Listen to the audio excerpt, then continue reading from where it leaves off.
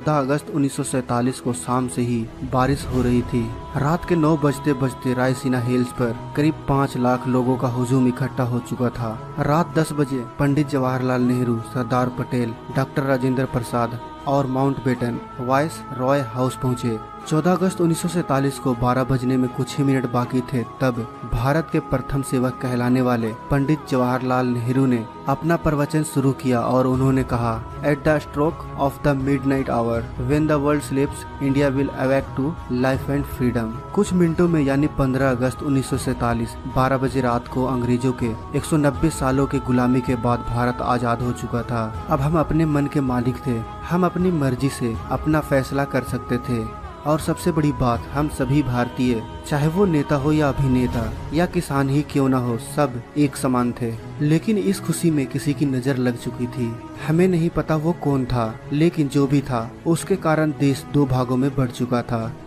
इस बंटवारे में भारत ने अपना 3,46,737 स्क्वायर किलोमीटर का विस्तार और करीब 8 करोड़ 15 लाख लोग एक ही रात में गंवा दिए थे। साथ ही देश को सांप्रदायिक हिंसा का भी सामना करना पड़ा था, जिसमें हजारों की संख्या में लोग मारे गए थे। उस समय के लोगों ने ये नहीं सोचा था कि क्या हम इसी आजादी को पाने के लिए लगभग 200 वर्षों से अंग्रेजों के खिलाफ लड़ते आ रहे थे।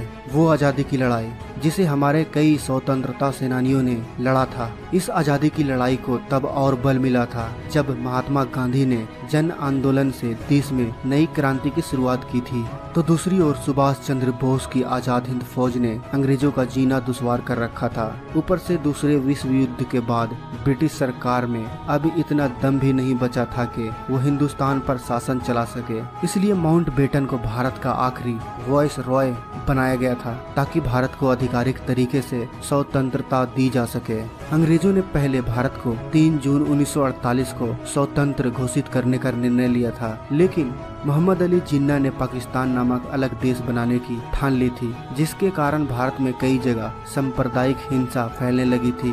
बिगड़ते परिस्थिति को देख अंग्रेज भारत को जितना जल्द हो सके स्वतंत्र राज्य घोषित कर देना चाहते थे, क्योंकि अंग्रेजों को भी भारत को एक टुकड़े में नहीं बल्कि 2 टुकड़ों में विभाजित करना था। 15 अगस्त अंग्रेजों के लिए काफी शुभ दिन था, क्योंकि 15 अगस्त 1945 को ही जापान ने शरणागति स्वीकारी थी। इसलिए बेटन के अनुसार 15 अगस्त का दिन काफी शुभ था। इसके अलावा भारतीय ज्योतिषियों का मानना था कि 15 अगस्त के 12 बजे रात भारत की आजादी के लिए शुभ है। इसलिए 15 अगस्त 1947 12 बजे रात को हमें स्वतंत्रता मिली थी।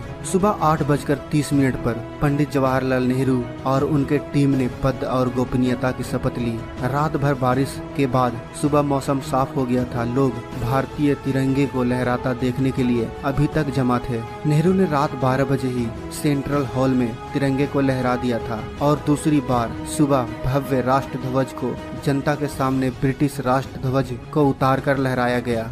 उस समय देशवासियों की आंखों में खुशी के आंसू थे, क्योंकि भारत अब पहले वाला भारत नहीं था। भारत अब आजाद भारत था, जिसके लिए हम भारतीयों ने अपने कई स्वतंत्रता सेनानियों को खो चुके थे। लेकिन वो स्वतंत्रता सेनानी आज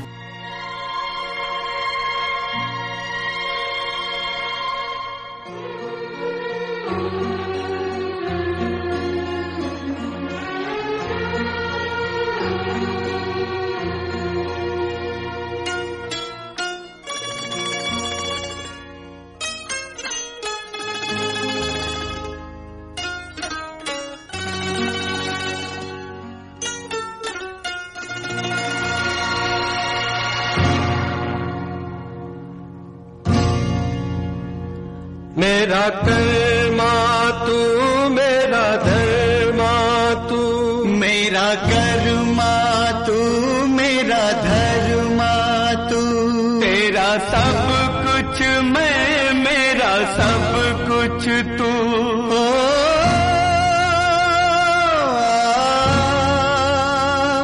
आ